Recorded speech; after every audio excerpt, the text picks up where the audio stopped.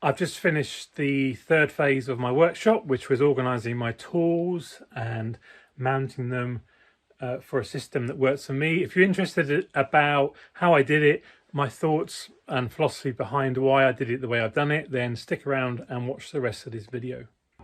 Welcome back, friends. Welcome back to the homestead. We're in the workshop again.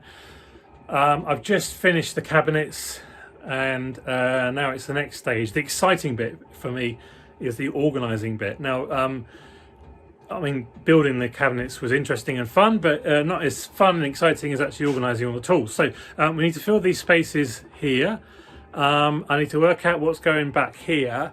I think my current thinking is to build a small frame here, joining the top of the cabinet to this main beam up here, and then on that I can either like put some plywood like back here, have tools on there, or I can just have shelving, or maybe a splashback along here with more tools. When I've got the frame up, then I've got options and it gives me time. I've still got mixed thoughts about what's going to go where, but that's all part of the adventure and we can change it later on. The main thing is to get tools on here. Now, my thinking is based on a guy called Adam Savage. I don't know if you've heard of him from Mythbusters fame, and he was a maker. He is a maker. He used to work for ILM, Industrial Light and Magic, which is the special effects company that did all the early Star Wars effects, and he's a maker. He makes stuff for films and props and whatever. He has a philosophy about the first order of retrieval. So the tools that you need the most go closest to where you work the most often. So I'm going to base all my kind of thinking on that. So my tools I use the most, say at least once a year, but more often, will go here. Anything that's less than once a year will go in the drawers, other than consumables and stuff like that. So we've got all this stuff down here. That all needs to come up.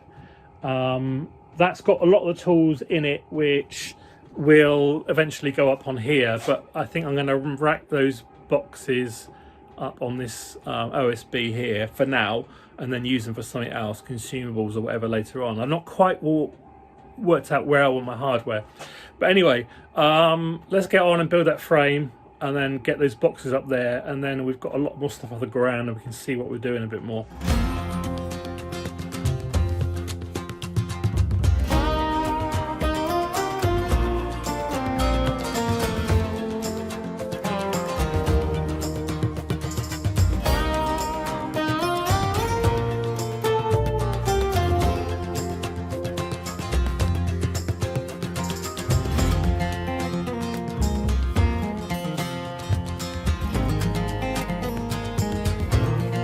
Right, day two. That wasn't very successful because I've run out of the strip that is needed to hold it, and I'd forgotten that I'd already used it somewhere else. In fact, I'd used it over there. Oh, excuse that was a bit of wood that fell down. So anyway, I've been to the DIY store this morning, and I've got more strip, which is, you can see there somewhere. Come on, Gary, get your finger right. There, 4 or 5 of those, can't remember now. I've bought more of the sheets. I came in here for about an hour this morning and just sat and was thinking how to do this, and it was good that I did that because I came to a conclusion, which you're going to see now. So I'm going to build it, and I got some other bits like electric sockets. It made sense to get those, a light fitting, a light to go up the top here. I need lots of more lights, so that will go up there. Sorry for the camera work, not very good. And some other bits and pieces. Oh, shelves, shelving bits to go up there as well. Not the shelves themselves though, the actual brackets.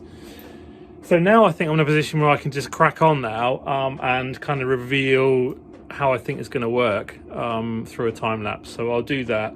I've had to play around with the post in the corner.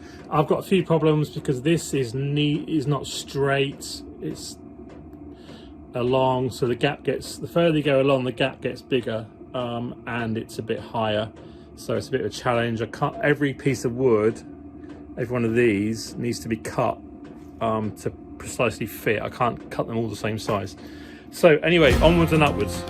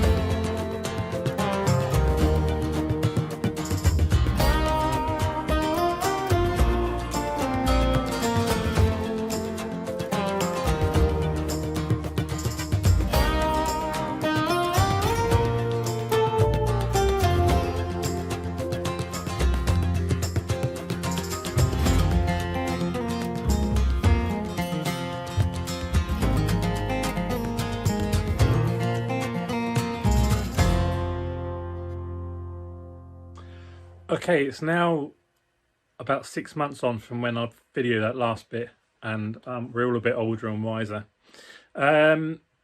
September, we're now in September, and so it means I will start coming back into the workshop, and I've done little bits and pieces, as you can see, over the summer, but I've not really had time to film each individual bit, and I've done it here and there, and it's been a bit bitty, so I thought I'd just stop, do what I want to do as much as I can, show you that, and then continue to try and finish, which is where we are. So let's have a look at my tool wall, where I've got to here, and then we will continue with a few bits that I've got left. Okay, so I can't remember exactly where I got to. I think these boxes were already done, but there's room for more boxes up there. So here's the tool wall, as it were, and the idea with this, with a couple of exceptions, it was that I'm working on this principle of first order of retrievability, and the idea is that everything that is exposed here should be used at least once a year, if not more, and they're kind of easy to grab. The possible exception is maybe my drawer knives, which are really nice and have some family significance, and I wanted those on display, and I think you'd agree they're very, very nice. Clamps, they're my Traxel clamps. And what I've done is the system with the clamps, taken a piece of plywood, I have cut the square out the center of it, so it's like a donut, and then forced this piece of timber, finishing timber I suppose you call it, through the square and glued it. So and then that's been screwed onto the back of this panel here. Two of those for the different size clamps. The bigger clamps will go on that wall over there, where you can see they've already started to go there.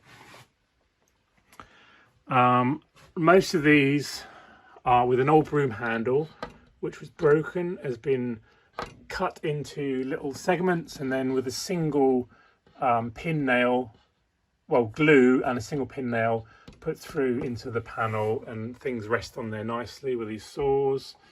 I've sometimes used individual screws where there's a hanging hole provided on the tool, same with the Japanese saw. Squares, just simply again using that same piece of can't think of the name of it, but anyway, finishing timber, let's call it that, like almost dado kind of timber. Use that with a couple of pins, a couple of screws for PPE, the odd ruler that I've had, files, good selection of files, mini files, just cut grooves into a piece of wood and screwed that in. It's not, you know, I've not spent a lot of time doing the finishing and elegance of these bits. It's very practical really, I suppose. Pliers, a little piece of plywood with holes cut in so the handles go in. The most common sort of pliers. 3 chisels,